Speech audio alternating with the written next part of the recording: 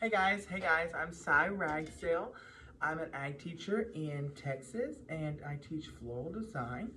And I'm waiting for our wholesale florists to get here on a day that we're not in school because we have Thread of Ice. And I decided to make some videos today about stuff we do in our class. And I'm gonna use this vase. I love this clear vase. It's kind of an ambery color. And I use it a lot, especially for stuff at my house. But I brought it up here to teach y'all, or show y'all, not really teach y'all because y'all all know what you're doing. I'm just kind of sharing ideas on what I would do with this. I have a lot of leftover flowers. I don't know where I'm gonna go with this yet. And I'm gonna use as little greenery as possible. So to start off the process, I'm gonna start with some lime green hydrangeas, but they're actually antique hydrangeas.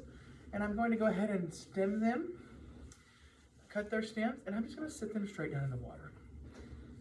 Okay? Sit them straight down in the water, just like this. So these are gonna be used kind of as my grid.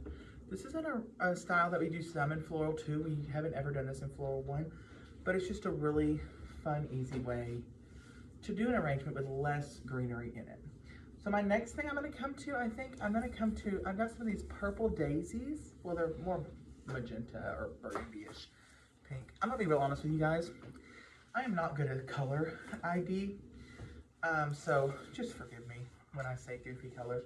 Be like, that guy doesn't know what he's talking about. That possibly is true. Okay, so I'm gonna come in with these a little bit down in here to kind of fill in some gaps. And this is gonna be just whatever color I have, because that's what we have, and that's what we're gonna do.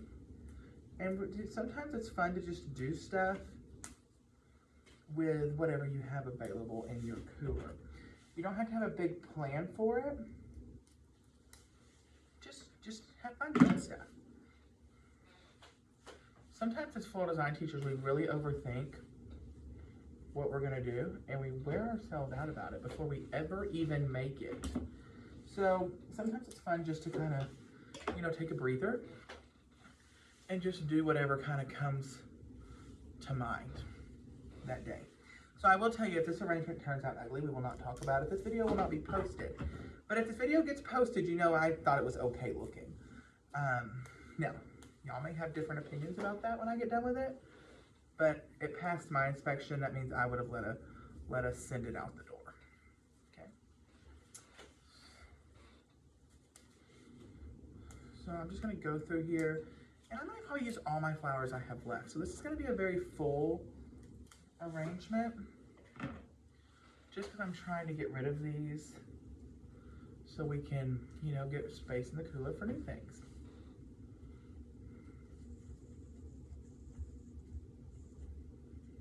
I can get so when you use your hydrangea as your base, or as your frog, not your frog, well, frog is kind of a correct term, but as your grid, sometimes it's hard to get things through. Okay, so my next thing I'm gonna come in with next, I have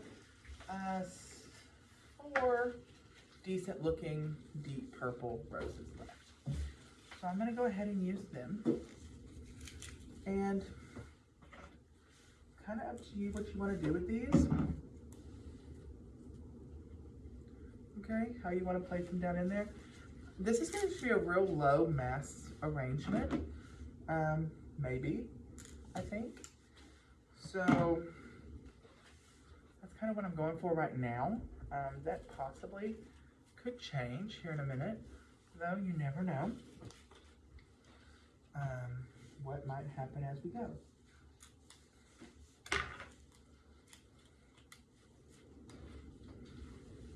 So you just kind of, when you're kind of just creating stuff like this, you kind of just play by ear and see what you can do.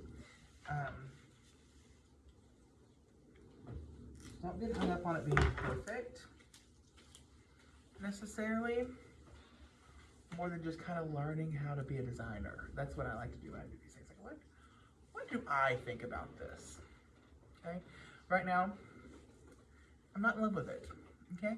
But we're working towards greatness, hopefully. Hopefully. Because right now, I'm not a fan. Okay, my next thing I have in here is some Gerber daisies. I think I'm gonna leave them a little bit longer and let them kind of stick up out of the arrangement. a little bit more. I have two different colors. I have this orange with the yellow, this yellow with the orange centers. And then I have a dark orange. Okay.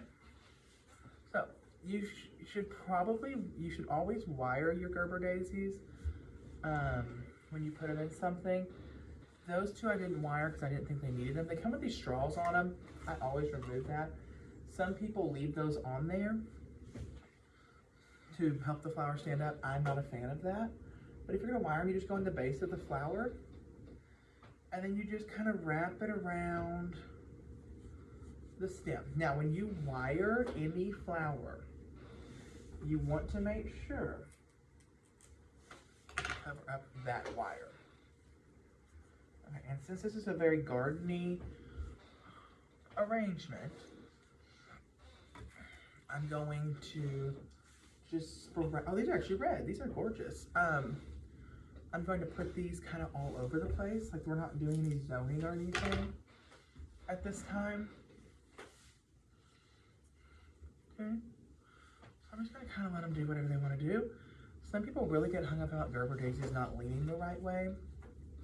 And I understand that struggle. But I'm a kind of person that I don't get in a fight with a flower. If it doesn't work in that particular arrangement, I save it for another one. Or I let it do its thing. And when an arrangement like this that we're doing, a little bit more wild look is kind of what we're going for. A little bit more like you just went and cut these out from in the garden and you carried them in is kind of what we're going for. I kind of like the conversational hype of it.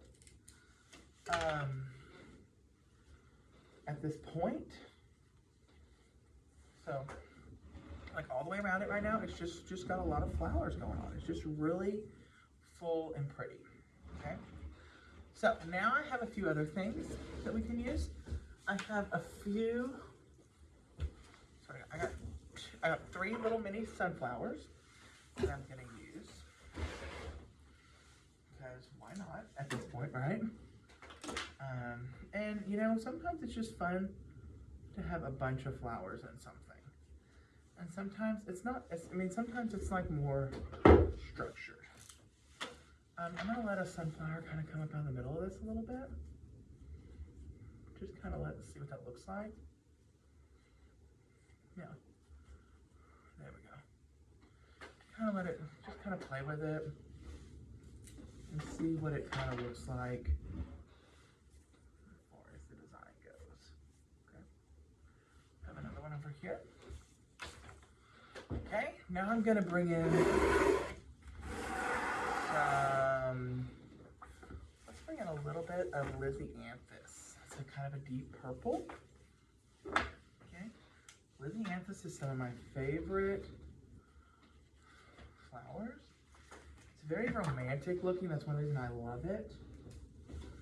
Some people don't know how to use it. Some people are scared of it. I love Lisianthus, and I stick it in literally everything. Especially if we're doing mixed flowers for an arrangement.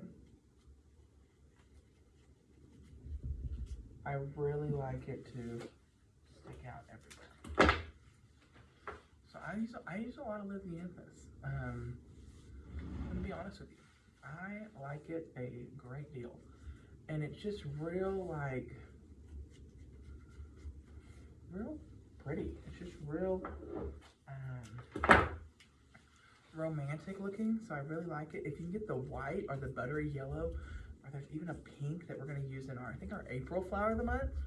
It's beautiful. It looks like something that would be growing in a garden. That's one reason I love it so much.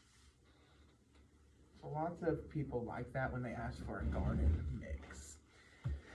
Okay, so a little bit of Lisianthus, maybe a little bit of, we're gonna leave that out, maybe a little bit of Delphinium. I don't know, why not? At this point, the rules have gone out the window. So we're just doing kind of whatever I think looks cool at this point.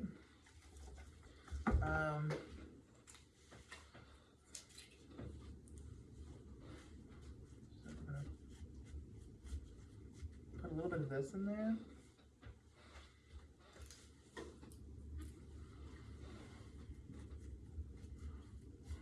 That's sticking on the top. You know, originally I said, let's do a conversational height arrangement. We may be getting away from that. So let's just kind of hang on and see what happens. You know what I'm saying? So it's just kind of playing it by ear at this point. Okay. So I have one Bells of Ireland I may pop down in there. Take some greenery off the bottom of that. I'm actually going to pull this little guy up a little bit. Put my bell underneath there to kind of hold him. Oh, that's pretty good. Okay. Oh, that's wild and fun. My next thing, I'm going to add a couple carnations in here, probably 5-ish, maybe 6-ish. I don't know yet. I have plenty of carnations. I always buy too many carnations. And I find out that when I buy too many carnations, it really, it's not that big of a deal because you can use carnations in anything. And that's one reason I love them so much.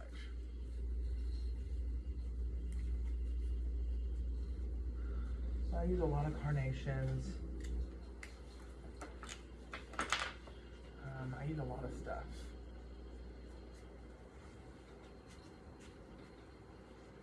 Maybe out a little bit. There we go. And the whole time you're going around your arrangement, make sure you're not like mixing the vase.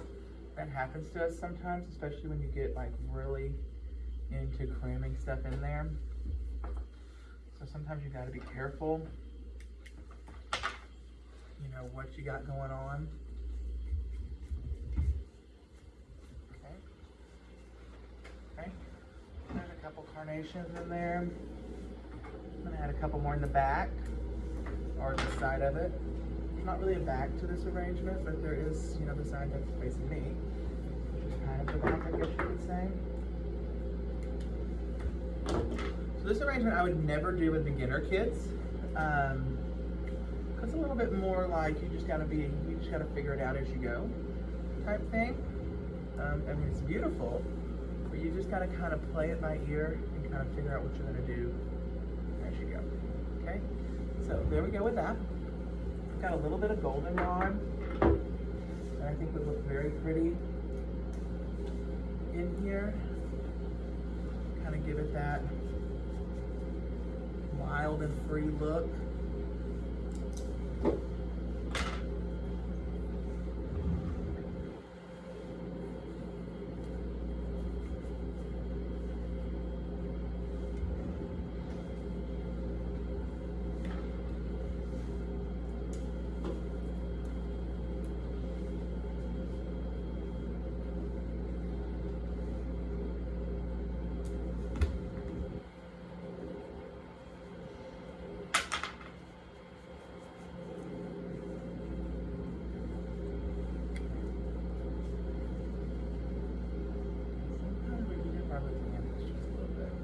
Okay, so my Lithianthus got beat up just a little bit there, but it's okay.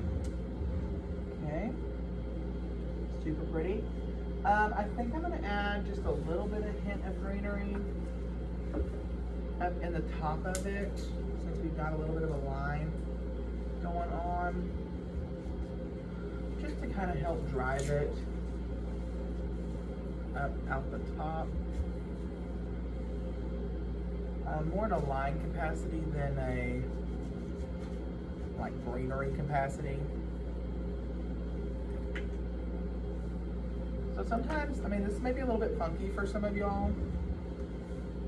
It's kind of right up my alley for spring. Like if I owned a floral shop, this would be a design I would offer, because I really think it's pretty.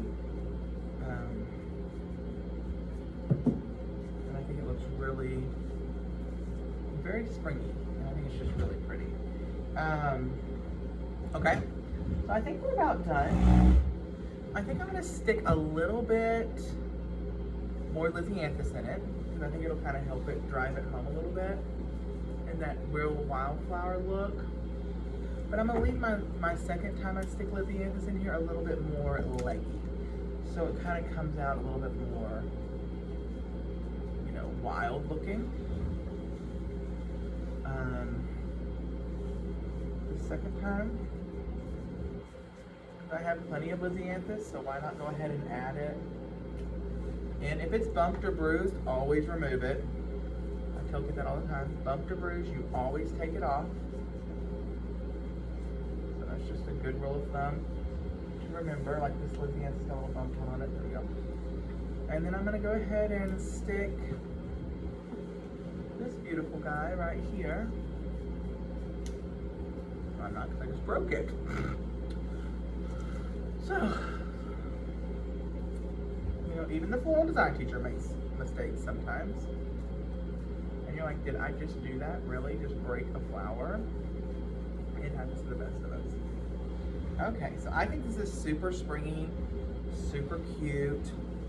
Y'all tell me what y'all think in the comments when I post it. But it's kind of a real springy, beautiful arrangement.